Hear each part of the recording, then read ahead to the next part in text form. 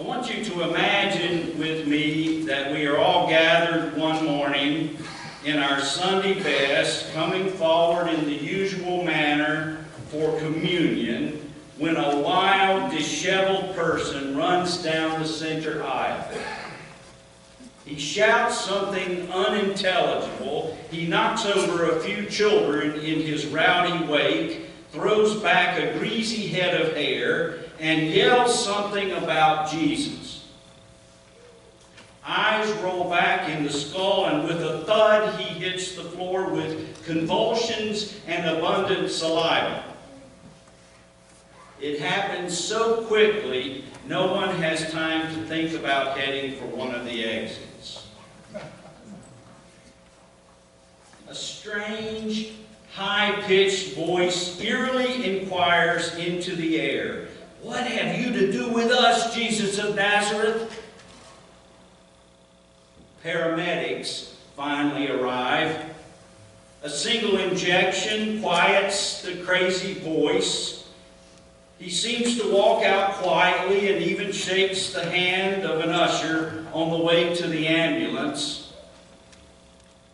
Perhaps we continue with the service as the next table of communicants come forward, all even more convinced that they need communion on that day. And maybe we say a quick prayer for this person. But here's a reaction I would guess nobody would ever offer. I suspect no one in the congregation would rise and say a new teaching with authority. A new teaching? Is that what those people said in the synagogue that morning? Well, the Gospels do portray this ministry of Jesus confronting the reality of personified evil. In Mark, our Lord serves as exorcist with some frequency. It's also interesting in Mark's Gospel that the demons are the ones who recognize Jesus for who he is from the very beginning. Compare that to the disciples, the insiders, who remain pretty clueless about Jesus' authority and identity from start to finish. Ponder that. Now, I'm certainly no expert on demons or demonology. When I was in college, my roommate and I had the bright idea to go see the movie The Exorcist at 2 o'clock in the morning on Halloween.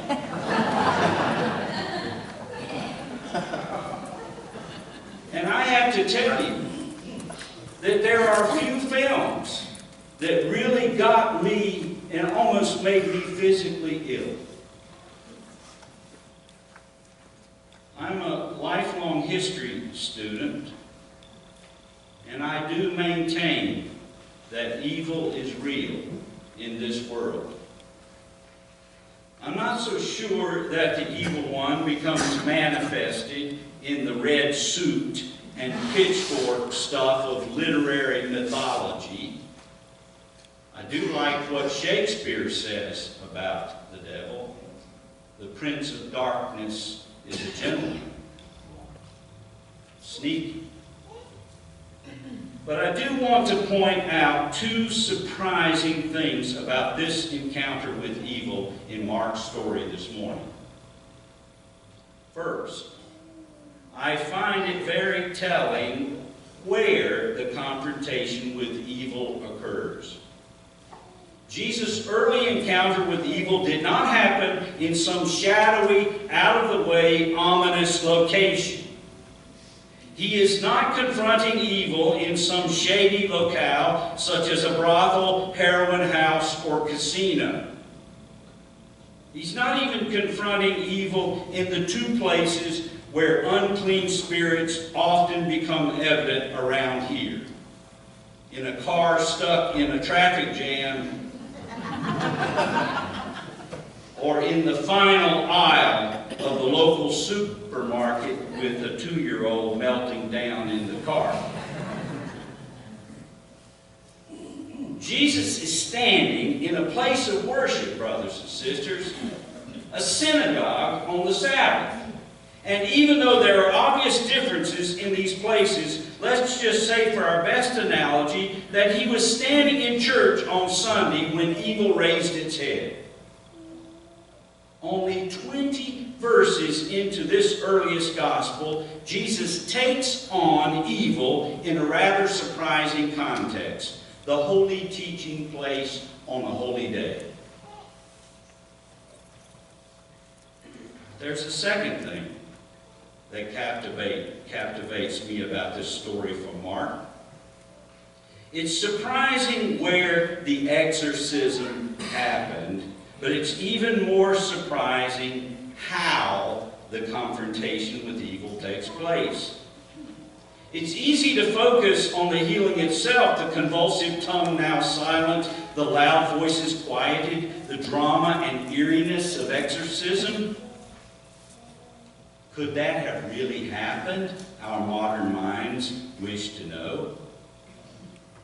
But please notice how this exorcism happens.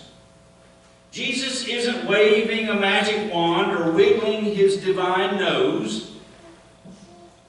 What exactly is Jesus doing in that synagogue in Capernaum on that particular Sabbath day? Well, our Lord is teaching. He's teaching. He's teaching Sabbath school. In fact, it's precisely the teaching of Jesus that seems to flush out the demons from the man in the first place. Evil doesn't greet Jesus at the door. No, the encounter and cleansing take place after the kingdom lessons begin in the synagogue. As a result of the teaching, just then there was in their synagogue a man with an unclean spirit. Just then, the demoniac appears, flails around on the floor, and knocks over the dry erase board that Jesus was using that morning to illustrate his theological point.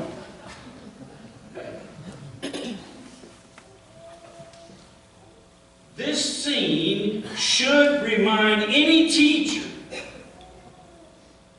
what is at stake in preparing and delivering lesson plans or sermons in the life of the local congregation. Hey, it's just Sunday school, for heaven's sake. It's just worship. It's just another confirmation class. Brothers and sisters, beware of that mentality and that attitude. Very often we want a tame, sweet Jesus who pets sheep and rocks children on his knee, who never rocks the boat or digs too deep. I frankly desire a version of Jesus who will teach me as long as he can be wedged into whatever is already going on in my well-adjusted existence. Notice that the demons are the ones who recognize what's at stake here. They start the nervous chatter. What have you to do with us, Jesus of Nazareth? And if we're honest, deep down honest, yes, deep down honest about the reality of our own unclean spirits, that's our question too. What have you to do with me, Jesus of Nazareth? Work on me. Brothers and sisters, Jesus does come to cleanse us from unclean spirits. Often they come to us through the Prince of Darkness as a gentleman. Yes, his teaching has everything to do with us. If that were true, why don't we have more children and adults participating in education hour on Sunday morning? Why the resistance or passive response to the message of the kingdom in our daily lives? Perhaps we are content to remain the same because it's worked so well for so long. Perhaps we would rather manage the demons than come clean in the power of Christ's teaching. Now, I doubt you've ever heard of Novella Shoath, Brent Knight, or Maxine Barnhart. How about Carl Harris, Charles Siegel, or Robert Marshall? Well, you would have been blessed to know them. In congregation, community, college, and seminary, they were among the best teachers of the faith I ever had. I know they loved me, which was important. But they also taught me uncomfortable lessons about life that I would have never learned on my own and never would have chosen had the choice been left entirely up to me. They dared to tread upon demons.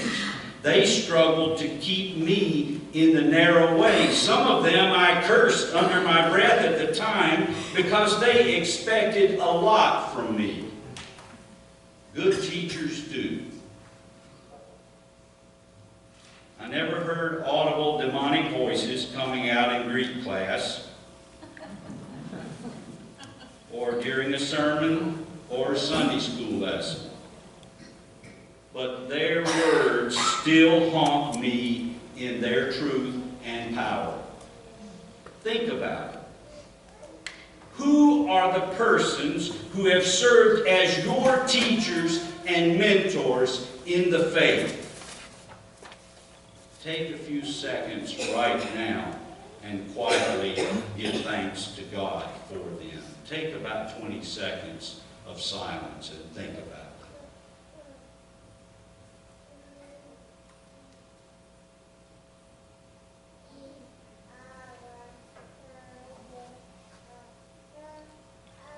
Thanks be to God. Brothers and sisters, Jesus flushed out and confronted evil early in his ministry with a steady but surprising mechanism, his teaching.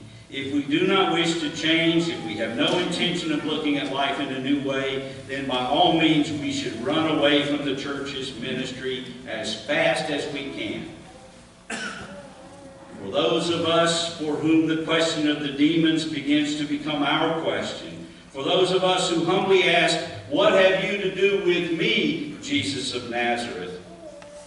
This Lord means to do business with such demons and unclean spirits and such spiritual gifts that will benefit the church and the world. This Lord means to do the business of making us clean, free, and courageous to be the people of God. He does so with his teaching, with authority. He does so at Lutheran Church of God's Love. Thanks be to God. Amen.